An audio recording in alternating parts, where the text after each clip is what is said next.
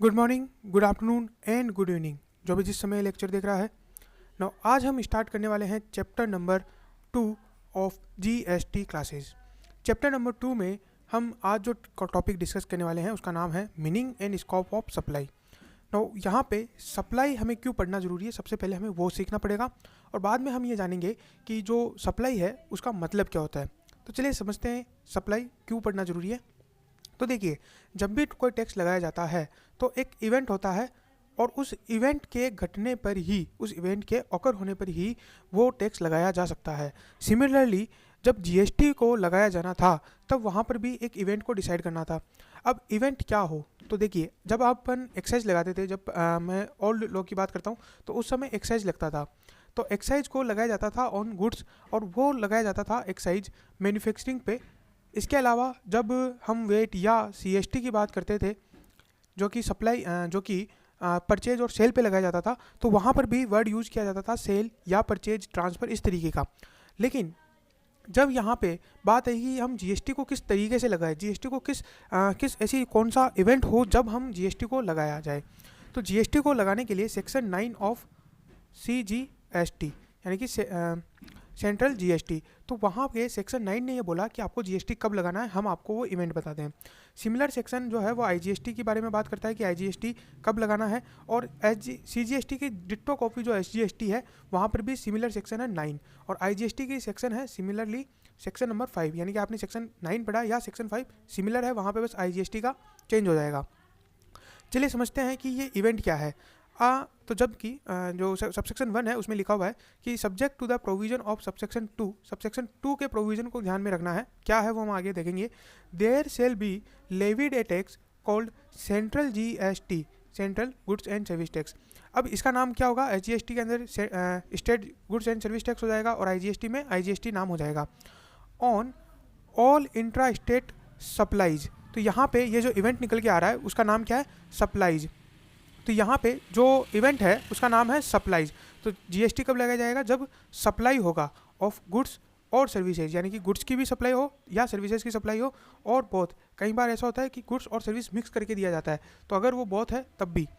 Accept on the supply of alcoholic liquor, यानी alcoholic liquor for human consumption को छोड़ करके बाकी जितनी भी आप सप्लाई करोगे उन सब पे हम जीएसटी लगाएंगे। तो सब यहाँ पे अगर आपको देखा हुए तो एल्कोहलिक लीकर पे जीएसटी नहीं आ सकता। अगर कभी जीएसटी लाना है तो यहाँ से इस जो ये एक्सेप्ट से लेकर के ह्यूमन कंजम्पशन है ये हटाना पड़ेगा। ठीक है, ये लाइन जो है उनको कट करनी पड़ेगी किसी अमेंडमेंट के द्वारा, तब वो जाकर के alcoholic liquor for human consumption पे जीएसटी ला सकते हैं। On the value determined under section 15 and at such rate not exceeding 20%। अब यहाँ पे अगर आप देखोगे तो 20% सीजीएसटी का है। ठीक है, तो 20% सीजीएसटी प्लस 20% एसजीएसटी, टोटल हो गया 40%। अब ये 40% मैक्सिमम रेट है, यानी इसका मतलब क्या कि कभी भी जब भी जीएसटी लाया जाएगा और कोई भी रेट अगर डिटरमाइन की जाएगी तो 40% से ज़्यादा रेट नहीं हो सकती। ठीक है, 20% फॉर सीजीएसटी। एज में भी नोटिफाइड, यानी कि जो रेट है वो नोटिफाई की जाएगी by the government on the recommendation of council, हमने कल डिस्कस किया था काउंसिल क्या होती है। And collected in such manner as may be prescribed and shall be paid to the by the taxable person. ठीक है, ये चीज़ हो गई। तो यहाँ पे अगर हम देखें तो सप्लाई वर्ड हमारे पास निकल के आ रहा है कि जो हमें जानना था कि कौन सा एक इवेंट है जिस पे आपको टैक्स लगेगा। तो चलिए नेक्स्ट लाइन में देखते हैं मीनिंग ऑफ सप्लाई क्या है, सप्लाई का मतलब क्या है। तो यह बताता है सेक्शन 7 ऑफ सीजीएसटी। अब मैं बार बार नहीं बताऊंगा, जब भी सीजीएसटी के अलावा मैं किसी और सेक्शन को लूँगा तभी मैं नाम लूँगा, अदरवाइज आप ये डिफ़ॉल्ट मान के चलिए कि मैं जो सेक्शन पढ़ा रहा हूँ वो सीजीएसटी का ही पढ़ा रहा हूँ। नाउ सप्लाई का जो मतलब है वो क्या है। For the purpose of this act, केवल इस एक्ट के लिए एक्सप्रेशन सप्लाई, एक्सप्रेशन यानी कि सप्लाई का मतलब क्या होगा, all form of supply of goods और सर्विसेज। यानी इन्होंने भी क्या किया, सप्लाई को डिफाइन नहीं किया बल्कि इन्होंने एग्जाम्पल बोले। एग्जाम्पल क्या बोले कि ऑल फॉर्म ऑफ सप्लाई, जो भी आप सोचते हो वो सारे फॉर्म, जैसे sale, transfer, barter, exchange, licence, rental, lease और डिस्पोजल, मेड और agreed to be made, made और एग्रीड टू बी मेड, यानी कि या तो आपने कर दिया हो, सेल कर दिया हो, ट्रांसफ़र कर दिया हो। बार्टर क्या होता है, जब आप सर्विसेज एक्सचेंज करते हो। ठीक है, सर्विसेज एक दूसरे को प्रोवाइड करते हो, जैसे एक नाई होता है और एक डॉक्टर होता है, तो अगर डॉक्टर नाई को कुछ सर्विसेज दे रहा है और नाई डॉक्टर को कुछ सर्विसेज दे रहा है तो वो कहलाता है बार्टर। ट्रांसफ़र गुड्स के केस में होता है, बार्टर सर्विसेज के केस में होता है। लाइसेंस आप जानते हो, है ना, किसी को यूज करने का लाइसेंस देना। रेंटल, जब भी इमूवेबल प्रॉपर्टी होती है तो उसको अगर आप रेंट पे देते हो और अगर आपने उसको लीज पे दिया, यानी कि एक एग्रीमेंट बनाया हुआ है लॉन्ग टर्म के लिए अगर है, तो वो लीज पे हो गया। और डिस्पोजल यानी कि उसको नष्ट करना, यानी कि जैसे कबाड़ में बेचना। तो अगर वो सब आप कर रहे हो, और मेड और एग्री टू बी मेड यानी कि आप या तो आप कर चुके हो या आप करने वाले हो, मतलब कॉन्ट्रैक्ट टू मेड यानी आपने कॉन्ट्रैक्ट कर लिया है, तब भी वो माना जाएगा सप्लाई। फॉर ए कंसिडरेशन, यानी यहाँ पे एक कंसिडरेशन होना चाहिए, कुछ ना कुछ आपको मूल्य मिलना चाहिए by a person in the course और फर्दरेंस ऑफ बिजनेस। तो यहाँ पे बिजनेस भी होना चाहिए। अब चलिए समझते हैं इसको थोड़ा सा और डिटेल में एक चार्ट के थ्रू। तो यहाँ पे है सप्लाई। सप्लाई का मतलब क्या हो गया? All form of supply such as sale, transfer, barter, exchange, lease, rental, disposal of goods and services, यानी कि गुड्स और सर्विस का होना जरूरी है। जो गुड्स और सर्विस नहीं है तो वहीं पर सप्लाई नहीं माना जाएगा। उसके बाद है मेड और एग्री टू बी मेड, यानी कि या तो कर दिया हो या करने वाले हो। फॉर कंसिडरेशन, यानी कंसिडरेशन होना जरूरी है, और साथ ही साथ बिजनेस का होना भी जरूरी है। नॉट पर्सनल, पर्सनल अलाउ नहीं होगा। चलिए अब हम इनको वन बाय वन समझते हैं। गुड्स और सर्विस क्या होती है, मेड और एग्री टू बी मेड का मतलब क्या है, कंसिडरेशन का मतलब क्या है और बिजनेस का मतलब क्या है। सबसे पहले देखते हैं गुड्स और सर्विसेज। गुड्स और सर्विसेज का मतलब हो गया, सबसे पहले गुड्स को डिफाइन करते हैं और फिर सर्विसेज। गुड्स का मतलब इन्होंने बोला कि every kind of movable property other than money and securities. इन्होंने ये बोला कि आप जितनी भी मूवेबल प्रॉपर्टी है उन सब को ले आओ, उन सबको हम क्या बोलेंगे, गुड्स बोलेंगे। फिर जब हम मूवेबल प्रॉपर्टी लेके जा रहे थे तो मनी भी एक मूवेबल प्रॉपर्टी है और सिक्योरिटीज़ भी एक मूवेबल प्रॉपर्टी है। तो क्या मनी को जब हम देंगे तब भी जीएसटी लगेगा? तो उन्होंने बोला कि मनी और सिक्योरिटीज़ को छोड़ दो, बाकी जितनी भी प्रॉपर्टीज़ है आपकी वो सब हम गुड्स में कवर करेंगे। उसके बाद सर्विस में बोला कि जितनी भी जो गुड्स के अंदर कवर नहीं हुए हैं वो सब कुछ सर्विस में कवर हो जाएंगे। अब फिर से वो क्वेश्चन आ जाएगा कि गुड्स में तो मनी और सिक्योरिटीज़ कवर नहीं हुए थे तो क्या वो सर्विस हो गए? तो यहाँ बोल दिया कि but not money and securities. तो मनी और सिक्योरिटीज़ को यहाँ पर भी एक्सक्लूड कर दिया। तो मनी एंड सिक्योरिटीज़ ना गुड्स है और ना सर्विसेज है। तो अगर मूवेबल प्रॉपर्टी है तो क्या है, गुड्स है, और बाकी जो भी नहीं है, जो गुड्स नहीं है वो क्या है, सर्विसेज है। दैट मीन्स जो इमूवेबल प्रॉपर्टी है वो क्या है, वो सर्विसेज है अकॉर्डिंग टू दिस डेफिनेशन। पहली बात। अब चलिए समझते हैं कि गुड्स में जब आपने मनी एंड सिक्योरिटीज़ एक्सक्लूड किया तब सिक्योरिटीज़ के अंदर कई सारी ऐसी चीज़ें भी थी जिनको इंक्लूड किया गया, जैसे एक्शनेबल क्लेम। एक्शनेबल क्लेम क्या होते हैं, जैसे लॉट वो होता है ना कि आपको पैसा मिलेगा, कुछ दावा, ठीक है, तो ये इसको इंक्लूड किया गया। ग्रोइंग क्रॉप्स को इंक्लूड किया गया, growing crops and grass. No यहाँ पे इस चीज़ को गुड्स में इंक्लूड करने की जरूरत क्यों पड़ी, क्योंकि यहाँ पे गुड्स में इंक्लूड किया गया था केवल मूवेबल प्रॉपर्टी को, जबकि जो ग्रोइंग क्रॉप्स और ग्रास है वो मूवेबल प्रॉपर्टी के अंदर नहीं आती है। आप समझ रहे हैं, क्योंकि वो इमूवेबल प्रॉपर्टी है। अगर आप देखेंगे तो यहाँ पे इस प्लॉट ऑफ लैंड में अगर कोई भी ग्रास उगा दी गई है या कोई खेती कर दी गई है तो ये जो ग्रोइंग क्रॉप्स है इसकी तो ये यहाँ से कहीं जा नहीं सकती, तो इसीलिए ये फिक्स होती है। तो इन्होंने कहा कि इसको हम सर्विस नहीं मानेंगे, इसको हम गुड्स के अंदर ही कवर अप करेंगे। उसके अलावा इन्होंने बोला थिंग्स अटैच टू और फॉर्मिंग पार्ट ऑफ लैंड, ठीक है, तो उसको भी हम गुड्स ही मानेंगे। अगर कोई ऐसी चीज़ है जो लैंड पे अटैच है, ठीक है, उसको हम गुड्स ही मानेंगे। जैसे अगर आपकी डिश एंटीना जो होता है उसको हम, क्योंकि वो क्या होता है जब वर्क कब करता है, जब वो लैंड का पार्ट बन जाता है, लैंड में अटैच हो जाता है। लेकिन अब अगर वो अटैच हो गया है, वो इमूवेबल है, लेकिन फिर भी हम उसको क्या है, गुड्स ही कवर करेंगे। उसके बाद बात करते हैं कि सर्विसेज के अंदर हमने बोल दिया कि अदर देन गुड्स और मनी एंड सिक्योरिटीज़, लेकिन वहाँ पे इंक्लूड किया गया क्या, activities relating to use of money. यानी अगर आप जैसे लेंडिंग वगैरह करते हो तो उसको हम क्या बोलेंगे, अगर जैसे आपने किसी को उधार माल दिया है ना, उधार पैसा दिया और उस पर अगर आप इंटरेस्ट चार्ज करते हो तो उसको हम सर्विस में गिनेंगे, क्योंकि यूज ऑफ मनी है और it's conversion of by cash, ठीक है। अब कन्वर्जन कैसे, जैसे मान लीजिए फॉरेन एक्सचेंज का आप कन्वर्जन करते हो rupees to dollar, dollar to rupees, या 100 रुपये के जो नोट है उनको आप 1-1 रुपये के चिल्लर देते हो, तब आप जो पैसा अर्न करते हो, जो वो वैल्यू है उसको हम सर्विस मानेंगे और वो पैसा पे जीएसटी लगाया जाएगा। उसके अलावा फैसिलिटेटिंग और अरेंजिंग ट्रांजेक्शन इन सिक्योरिटीज़। तो सिक्योरिटीज़ हमारी सर्विसेज नहीं है, ना गुड्स है, लेकिन अगर आप सिक्योरिटीज़ को खरीदने व बेचने के लिए यानी ट्रांजेक्शन करने के लिए अगर कोई फैसिलिटेट करते हो या ट्रांजेक्शन को अरेंज करने के लिए कुछ कमीशन वगैरह चार्ज करते हो, जैसे ब्रोकरेज हो गया, ठीक है, जो बड़े बड़े ब्रोकर होते हैं ना, वो ब्रोकरेज जो चार्ज करते हैं उन पर जीएसटी आएगा। ना उसके बाद सेकेंड नंबर पे आता है मेड और एग्रीड टू बी मेड। ये क्या है, तो मेड का मतलब है कि आपने वो चीज़ कर दी हो। अब एग्रीड टू बी मेड कब माना जाएगा, यानी वो तब माना जाएगा जब वहाँ पे एक एग्रीमेंट है, पहली बात।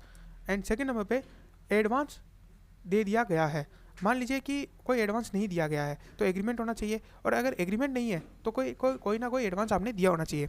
ना एग्रीमेंट है और ना एडवांस दिया हुआ है और आप कहो कि एग्री टू बी मेड है, तो ये नहीं माना जाएगा। तो यानी इसका मतलब क्या होगा कि या तो आपने एडवांस दिया हो या फिर एग्रीमेंट हो चुका हो।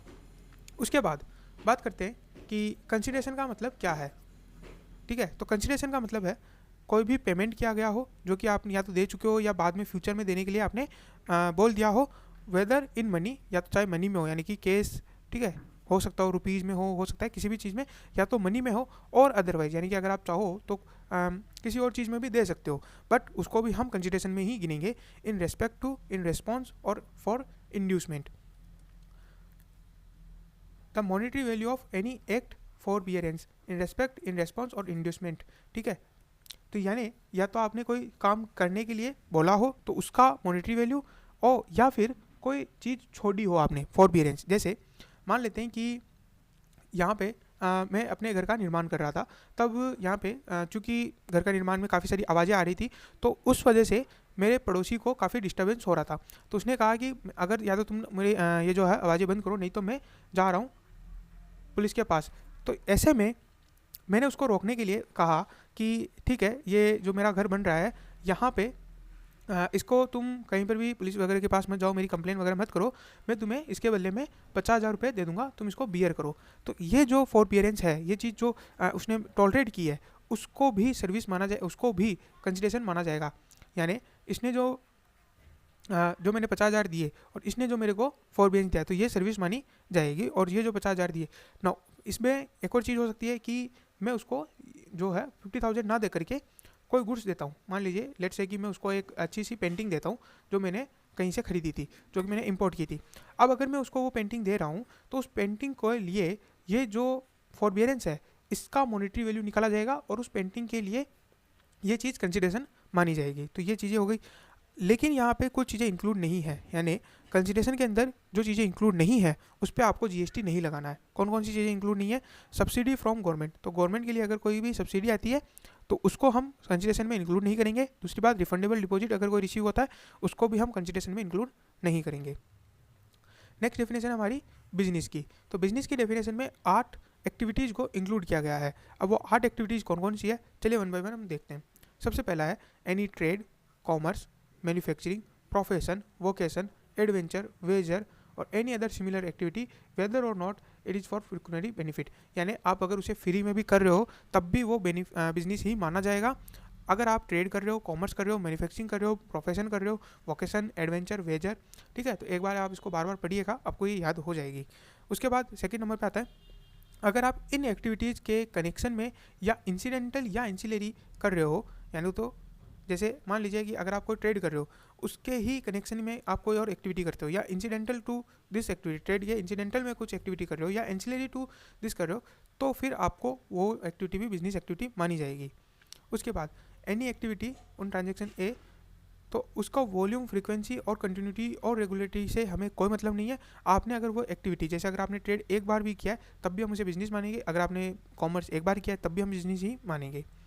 उसके बाद आता है सप्लाई और acquisition of goods including capital goods and services in connection with commencement और क्लोजर ऑफ बिजनेस। तो मान लीजिए कि आपने यहाँ से बिजनेस स्टार्ट किया, अब आपको कुछ मैन्युफैक्चरिंग करने के लिए कैपिटल गुड्स वगैरह लाना था, तो अगर आप यहाँ पे उन चीज़ों को परचेज करते हो, एक्वायर करते हो, कैपिटल गुड्स हो गया या कोई और सर्विसेज हो गई, तो हम उनको भी बिजनेस में ही इंक्लूड करेंगे।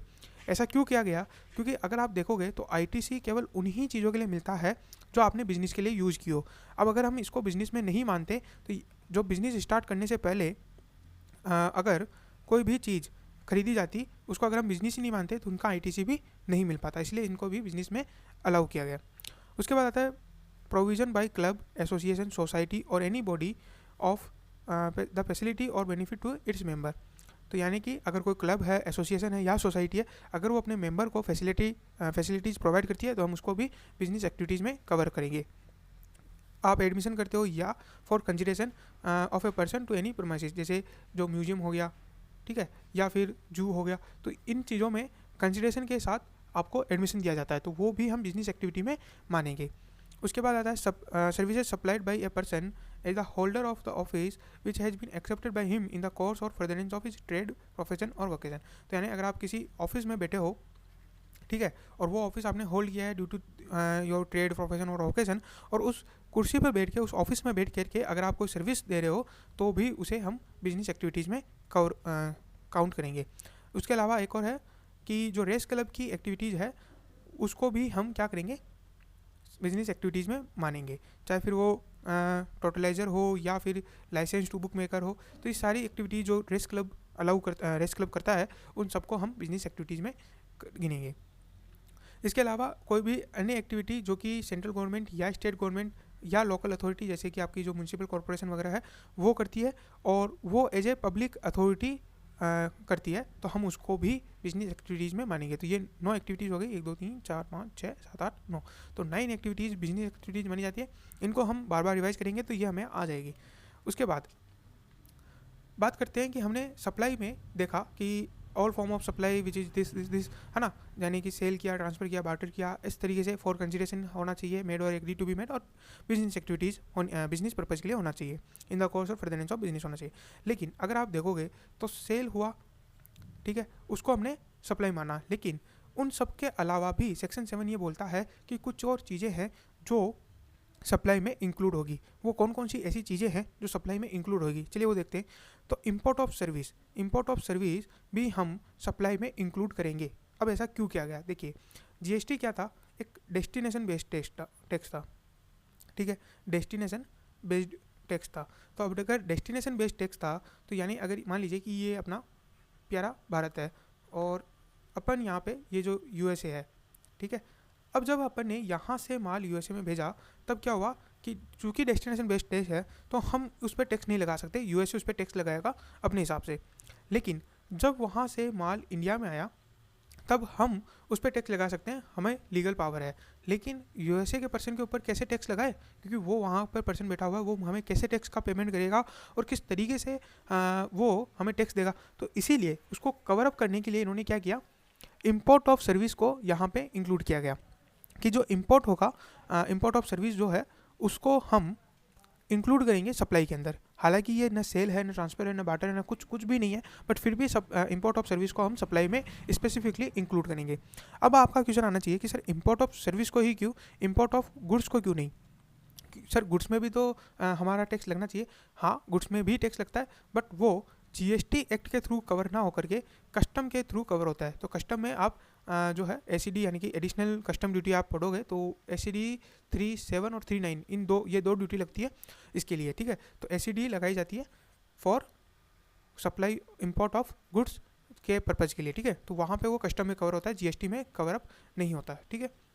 फॉर ए कंसिडरेशन वेदर और नॉट इन कोर्स और फर्दरेंस ऑफ बिजनेस, तो यानी कि अगर आप कंसिडरेशन के अंदर लेते हो इम्पोर्ट ऑफ सर्विस तो आपको ऊपर जीएसटी लगाया जाएगा। यहाँ पे ये चीज़ याद रखिएगा कि कंसिडरेशन होना बहुत ज़रूरी है इम्पोर्ट ऑफ सर्विस में। अगर आप फ्री में अपने किसी फ्रेंड से वहाँ से अगर सर्विस लेते हो तो वहाँ पे आपको जीएसटी नहीं लगेगा, ठीक है। और दूसरी बात, जब आप यहाँ पे लाते हो तो जीएसटी तो लगाया जाएगा ही सही, और यहाँ पे, ठीक है, अब हम आगे पढ़ेंगे तो यहाँ पे जो पर्सन है ना जो जीएसटी के लायबल होगा वो अपना इंडिया वाला पर्सन होगा, ना कि ये वाला पर्सन, ठीक है, वो हम आगे पढ़ेंगे। और फिर यहाँ पे एक और चीज़ लिख दी गई कि चाहे तो वो बिज़नेस के लिए हो या नहीं हो, मतलब अगर आप इंपोर्ट कर रहे हो तो अगर आपने बिजनेस पर्पज़ के लिए भी इंपोर्ट नहीं किया है तब भी हम उसे इंपोर्ट ऑफ सर्विस मानेंगे, सप्लाई मानेंगे, और supply in the hand of India वाले के पास। उसके बाद ये एंड जो है, ये एंड वर्ड इंसर्ट किया गया था जीएसटी अमेंडमेंट एक्ट के द्वारा, ठीक है। बाकी कोई अमेंडमेंट यहाँ नहीं है, केवल ये एंड वर्ड का अमेंडमेंट है। तो जो मैंने अमेंडमेंट है वो ब्लू कलर से मैंने लिखे हुए हैं। उसके बाद आता है the activities specified in schedule 1। तो शेड्यूल 1 के अंदर स्पेसिफाइड को भी हम सप्लाई मानेंगे, जो कि विदाउट कंसिडरेशन भी अगर की जाती है तो भी हम इसे सप्लाई मानेंगे। यानी अब तक हमने क्या पढ़ा था, सप्लाई का एक नेसेसरी एलिमेंट था कंसिडरेशन, लेकिन हमने एक शेड्यूल बनाया और उस शेड्यूल में 4-5 सर्विसेज रख दी। उन सर्विसेज को अगर आप बिना कंसिडरेशन के भी करोगे, सेल करोगे, ट्रांसफ़र करोगे, बार्टर करोगे, सप्लाई करोगे, तब भी हम क्या मानेंगे, उनको सप्लाई मानेंगे। दैट मीन्स अगर शेड्यूल 1 की कोई भी एक्टिविटी बिना कंसिडरेशन के हो रही है तब भी हम उसे सप्लाई मानेंगे। ये कौन कौन सी एक्टिविटीज़ है ये हम नेक्स्ट लेक्चर में कंटिन्यू करेंगे। आज का वीडियो बस इतना ही। Thank you very much, good day, good bye.